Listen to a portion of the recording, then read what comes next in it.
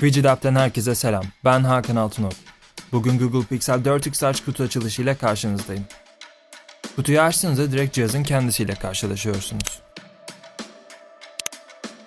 Eğer cihazı bir kenara bırakırsak bir alt kısımda cihazın şarj adaptörü ve bir takım belgeler var. Cihazın şarj adaptörü ben cihazı Amerika'dan aldığım için Amerikan tipi olarak geliyor. Ayrıca USB girişi Type-C.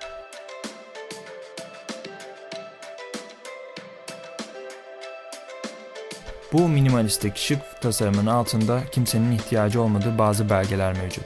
Belki sim çıkartıcıyı kullanabilirsiniz. Ancak kullanım kılavuzunu okumayacağınıza eminim.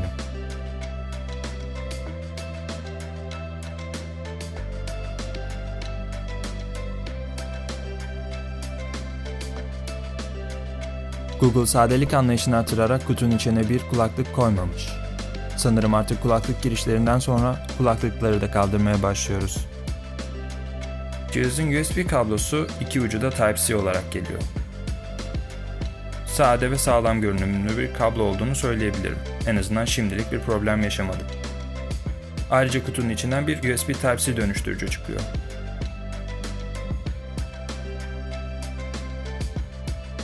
Cihaza göz atacak olursak jelatini çıkarttıktan sonra ben daha önceden cihazı açtığım için üzerinde bir ekran koruyucu ve cihazın kurulu halde olduğunu görebilirsiniz. 90 Hz display gerçekten etkileyici. Stok Android ile gelmesinden ötürü cihaz oldukça sade ve hızlı. Cihazın arka yüzeyi mat olmadığı için parmak izi bırakıyor. Diğer iki renk modelinde ise mat olmasından ötürü cihaza parmak izi nispeten daha az. Keşke siyah rengi de mat olsaydı. Cihazın her ne kadar kameraları çok daha fazlaymış gibi görünse de sadece iki lensle geliyor. Ana kameranın yanında telefoto lens var.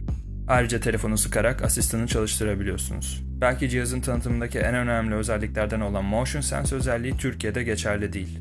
Aslında birçok ülkede geçerli değil. Neden lokasyona bağlı olarak değiştiğini anlamadım. Ancak siz cihazı alırsanız benim yaptığım gibi bir hata yapmayın ve adaptörü seçerken dikkatli olun. Zira böyle komik ve büyük bir adaptör ile cihazı kullanmak zorunda kalabilirsiniz. Cihazın Türkiye'de sadece bir kılıfı bulunuyor. Spigen marka olan kılıf oldukça büyük ve kaba.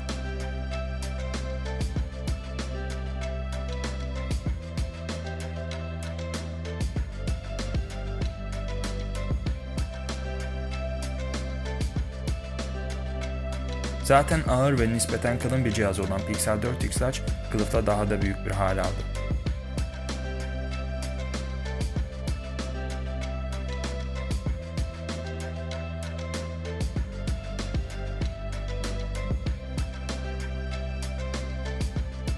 Ayrıca kılıftan sonra cihazın yandaki tuşlarını kullanmakta daha güçlük çektiğimi söylemeliyim.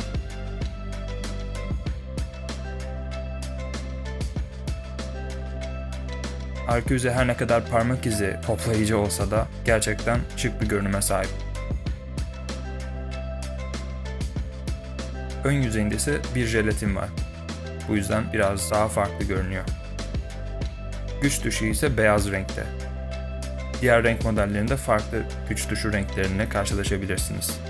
Keşke turuncu olsaydı. Şu ana kadarki en etkilendiğim özelliğin hoparlör olduğunu söylemeliyim. Gerçekten çok yüksek ve kaliteli bir sese sahip.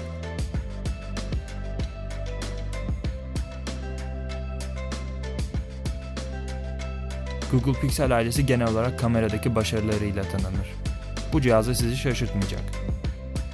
Her ne kadar ultra geniş açılı lensten yoksun olsa da oldukça iyi iş çıkarıyor ve günlük hayatınızda size kamera performansı olarak çok şey vaat ediyor.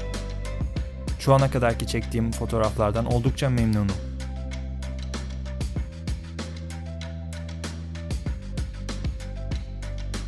Bugün Google Pixel 4x Large kutu açılışı yaptık. Daha detaylı incelemeler ve çeşitli videolar için kanala abone olmayı unutmayın. Aynı zamanda detaylı inceleme yaptığım makaleyi de aşağıdaki açıklama kısmında linki bırakıyor olacağım. Ben Hakan Altınok. Bir sonraki videoda görüşmek üzere. Kendinize iyi bakın.